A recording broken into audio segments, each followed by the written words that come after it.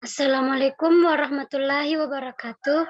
Perkenalkan, nama saya Selvi Fatima Marses, jurusan Psikologi Pendidikan dan Bimbingan, Prodi Bimbingan dan Konseling.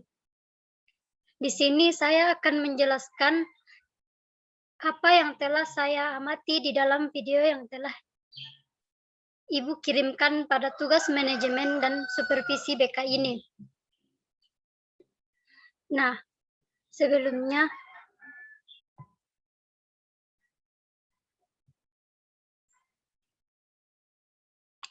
pertama-tama saya akan menjelaskan mengenai evaluasi proses.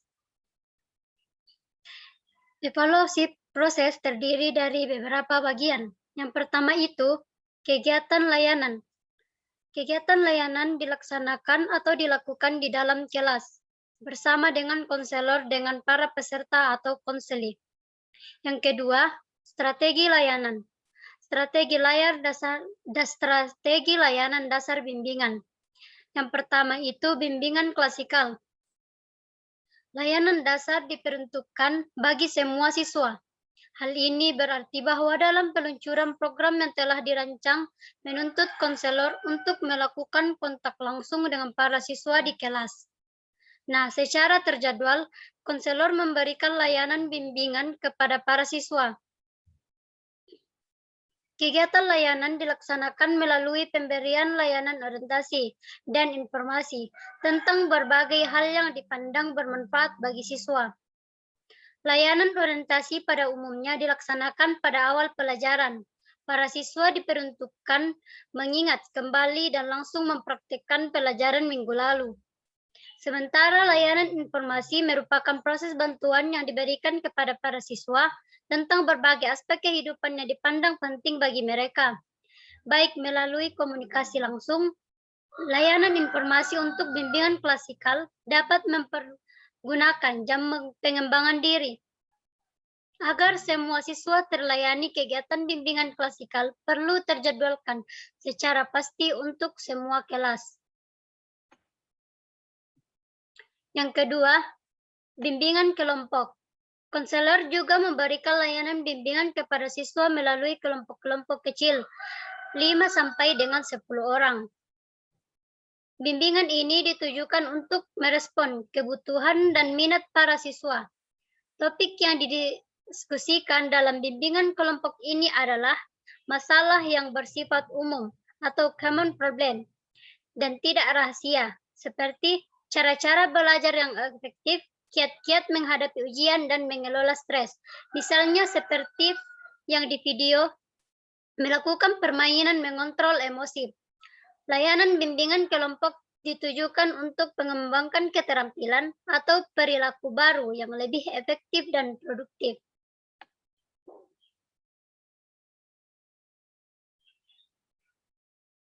Yang ketiga, hambatan-hambatan layanan klasikal.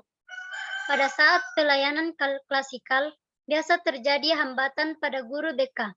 Hambatan yang ditemui dalam pelaksanaan layanan bimbingan klasikal yaitu, yang pertama, tidak adanya jam khusus untuk guru BK dalam memberikan layanan bimbingan klasikal, sehingga guru BK kebingungan ketika ingin memberikan layanan bimbingan klasikal. Yang kedua, kurangnya guru BK. Dan yang terakhir, kurangnya pemahaman guru BK terhadap pembaruan sistem BK. Selanjutnya, hasil pelaksanaan layanan klasikal. Konselor menjelaskan bagaimana cara mengontrol atau mengendalikan emosi. Berikut caranya yaitu introspeksi diri. Introspeksi diri dalam hal ini, kita melihat apa sih yang menjadi kesalahan kita, mengapa orang lain dapat marah pada kita. Apa sebabnya? Itu semua dimulai dari kita. Jangan hanya menyalahkan orang lain, melihat keadaan proses itu. Yang kedua,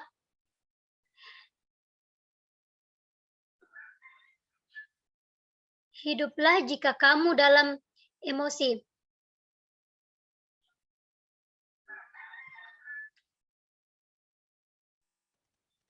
Dalam keadaan berdiri, ketika kamu berada di keadaan emosi, maka segera kamu duduk jika masih muak. Atau jika masih muak atau panas, biasakan kamu baring saja. Nah, seperti yang kita contohkan, Rasulullah mengajarkan pada kita, dalam keadaan marah segera baring, tetapi jika masih marah, segera berwudu. Untuk meredakan amarah karena tidak ada orang yang sudah berwudu, tidak ada yang marah-marah, biasanya orang akan merasakan adem. Pada saat itu, wudu ada yang masih dirasakan. Lakukanlah sholat 2 rakaat, misalnya sholat sunnah atau sholat taubat. Kemudian minum air putih. Coba kalian ingat-ingat, pada saat minum air putih, gimana rasanya ketika kalian haus dan langsung minum air putih?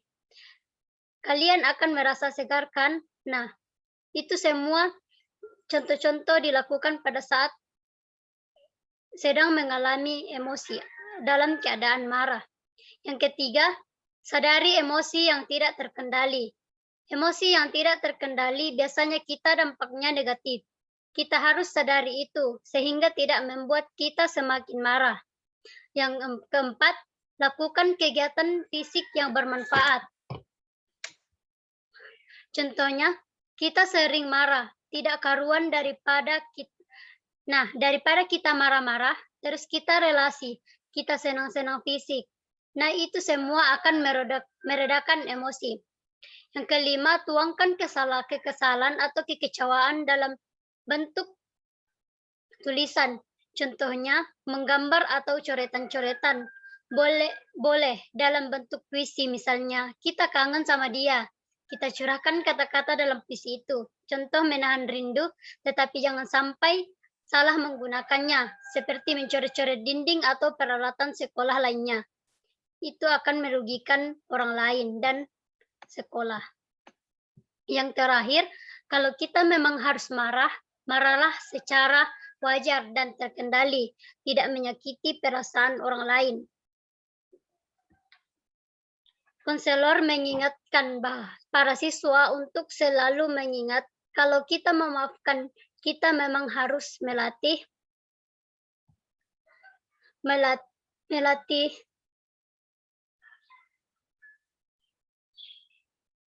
mengingat kalau kita memaafkan, kita memang harus melatih untuk memaafkan.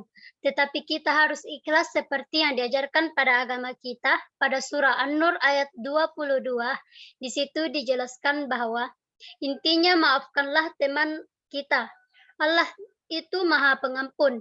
Dan apa juga kita tidak ingin mendapatkan ampunan dari Allah, jadi kita harus memaafkan orang lain. Nah, kalau kita sudah bisa memaafkan orang lain, kelas ini akan menjadi kompak, nyaman dengan cara menata emosi kita sendiri. Selanjutnya, contoh instrumen evaluasi proses. Di sini saya menuliskan beberapa contoh, yaitu peserta didik atau konseli terlibat secara aktif dalam kegiatan. Sangat setuju. Peserta didik atau konseli memiliki antusiasme yang tinggi dalam kegiatan. Sangat setuju. Konselor atau guru BK melaksanakan layanan sesuai dengan prosedur pekerjaan layanan yang berlaku. Sangat setuju. Alokasi waktu pemberian layanan sesuai dengan rencana yang telah ditetapkan. Sangat setuju. Nah, yang terakhir, hasil yang digunakan untuk mengevaluasi proses layanan tersebut. Pemahaman yang pertama, pemahaman diri dan sikap perilaku. Peserta didik atau konseli memiliki pengetahuan dan pemahaman diri sesuai dengan layanan yang diberikan. Yang kedua, peserta didik atau konseli mengalami perubahan sikap sesuai dengan layanan yang diberikan. Yang ketiga, peserta didik atau konseli dapat memodifikasi atau melakukan perubahan perilaku sesuai dengan layanan yang diberikan. Yang kedua, perasaan positif. Peserta didik atau konseli merasa yakin atas kinerja konselor atau guru BK dalam melaksanakan layanan. Peserta didik atau konseli merasa yakin atas potensi yang dimilikinya. Peserta didik atau konseli juga termotivasi untuk mengembangkan potensi secara optimal. Yang ketiga, rencana kegiatan yang akan dilaksanakan paksa layanan. Peserta didik atau konseli memiliki berbagai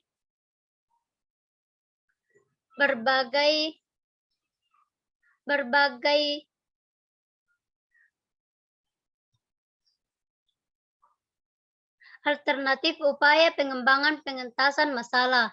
Peserta didik konseli memutuskan upaya pengembangan pengentasan masalah yang akan dilakukan. Peserta didik atau konseli memiliki rencana kegiatan yang akan dilakukan sebagai upaya pengembangan pengentasan masalah. Yang terakhir, pencapaian standar perkembangan atau kompetensi kemandirian peserta didik. Peserta didik atau konseli dapat mencapai tujuan perkembangan atau kemandirian dalam aspek sosial pribadi sosial. Peserta didik atau konseli dapat mencapai tujuan perkembangan kemandirian dalam aspek belajar. Peserta didik atau konseli dapat mencapai tujuan perkembangan kemandirian dalam aspek karir. Nah, itulah tadi hasil dari evaluasi proses dari pengamatan video. Sekian dan terima kasih. Assalamualaikum warahmatullahi wabarakatuh.